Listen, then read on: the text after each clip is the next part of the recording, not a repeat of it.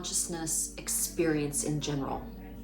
I was having a discussion with my mom this morning, actually, about just perception and just how easy it is to judge others and to layer expectations based on our own human experience onto other individuals. And it's funny how we can have compassion for certain individuals in our lives and have the absolute opposite levels of compassion for people in very unique ways. And I'm always very curious about how this spectrum works, the spectrum of judgment. And I always try to perceive any individual with absolute understanding, love, and compassion where they're at, because again, it's a spectrum. I have a family member that suffers from extreme mental illness, and actually a few of them, and watching their experience with this brokenness, and I don't want to say that it's completely brokenness, but it's not the same standard of living that most individuals get to experience. And we have this compassion for those who are definitely in a state of incapability of handling their own stuff or the pressures of life. But what I specifically want to talk about isn't the individuals, or what I want to talk about are not the individuals that are, hospitalized or, really at a state where they can't cope with life. What I want to bring up in this particular video are the people that are in between. So they aren't quite on a spectrum where they are non-functioning, where it's overly evident that they need this compassion and this care. Obviously when you're at that state, it's, pretty far gone. But when you are high functioning, when you are super high functioning and you can just handle a lot of what life throws at you, it's often easy to forget and to judge that there are people that cannot deal with the complexities of modern life, and that doesn't make them unworthy or lacking. It's just that the way that we have set up our culture and our world, it's very fast-paced. There's a lot of expectation jammed into 8 or 10 or 12 hours. What we are expecting the human consciousness and the human body to do for this ideal of gathering stuff. We want to have the appearance of wealth and luxury, and that we've hit these certain pinnacles of success. But there is, within the spectrum of this, very little time for relaxation, joy, fun, authentic interaction. And that is hard on a lot of people, and it leads to a lot of dissatisfaction, a lot of depression, a lot of people coping in really negative ways, and anxiety and mental illness. There is a reason why there is such a need for prescription medicine and for people that are just having so much struggle with modern civilized life. Again, there's a tremendous amount of expectation that is forcibly pushed on human beings in terms of what equates to a quote-unquote good human being. And again, it kind of comes down to value. So in the workplace, those that can outwork others, those that are, stay on their grind, that are really hyper focused and can sort of squeeze themselves into this robotic box, are put on this pedestal in terms of society. These are the achievers, the overachievers, the people that get things done. And that is one element of human beingness.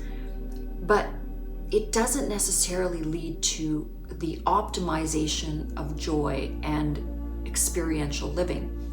And so back to my original point about mental health and wellness. It is so incredibly crucial that we pay attention to the signs and signals of others.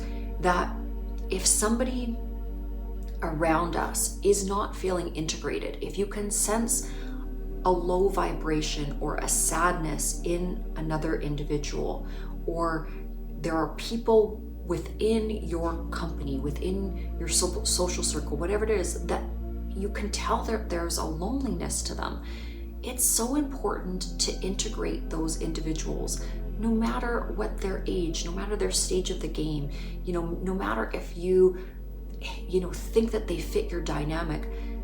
All pieces of our human family are valuable, and when we welcome them with open arms and truly hold space for them, no matter where they are in terms of their spectrum of functionality, that is the gift and spirit of lifting other people up. And that's essentially how we create a better world.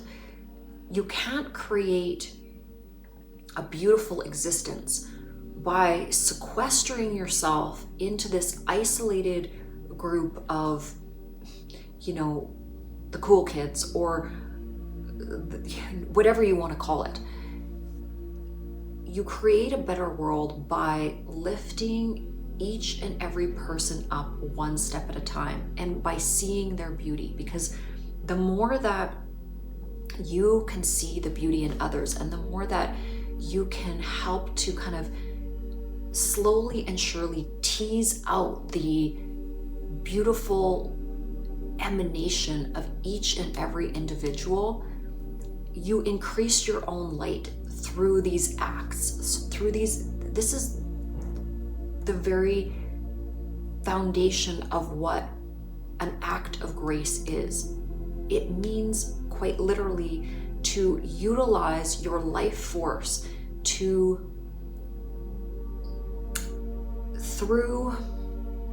right action, through spiritual devotion, help others heal.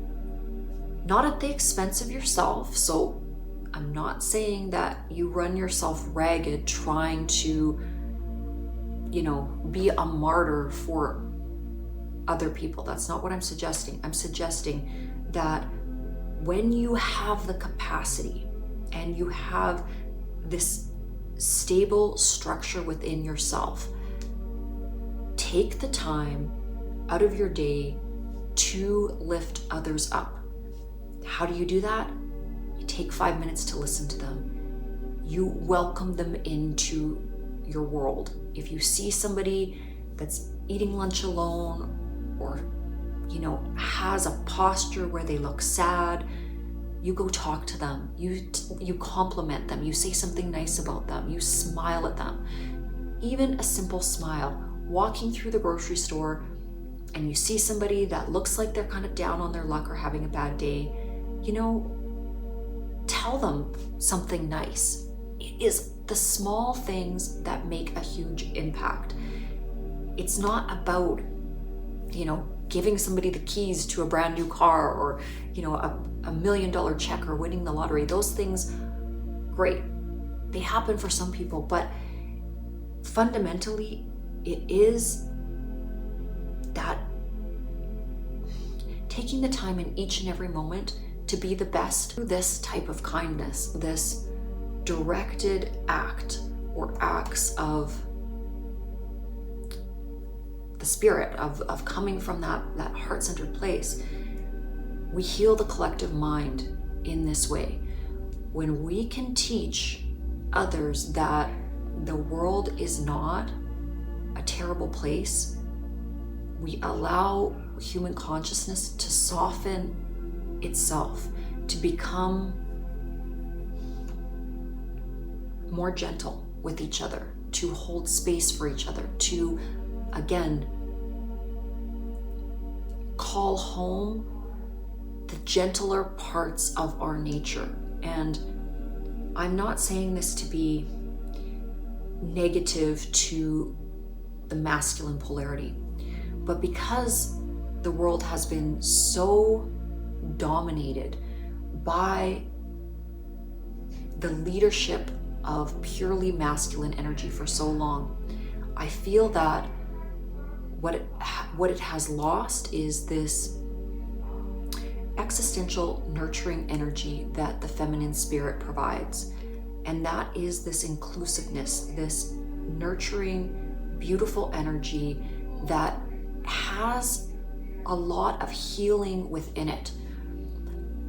And so, again, if we're thinking about those individuals that are kind of in the middle, okay? They're not super high functioning in terms that they can just handle things on their own, but they're not super low functioning in terms of, maybe they've been hospitalized or they just literally cannot handle themselves in terms of their mental health.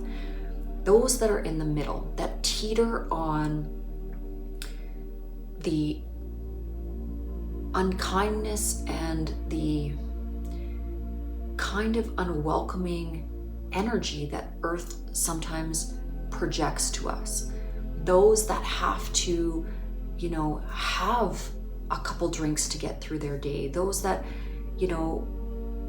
don't feel like coming out of their shell because they don't feel welcomed by the world, or, they are kind of on the outskirts of social society.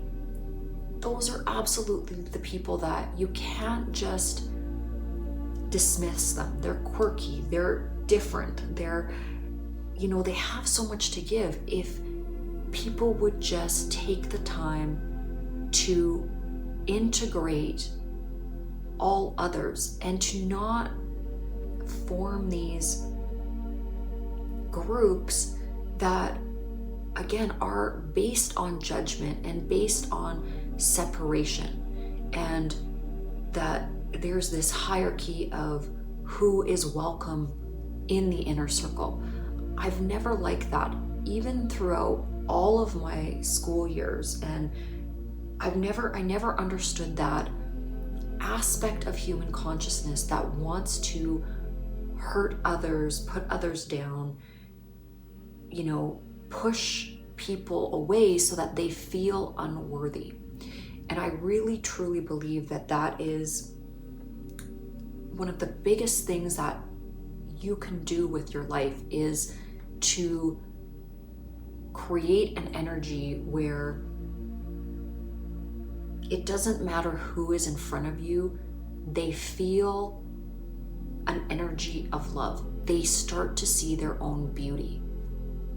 If you can make another human being feel beautiful, and I don't mean externally, I just mean their energy, to feel their own energy and to see their own light and their own beauty, that absolutely is healing to others. And that is the most beautiful gift you can give anyone. So just remember that when you go through your day, you never know what another individual is carrying.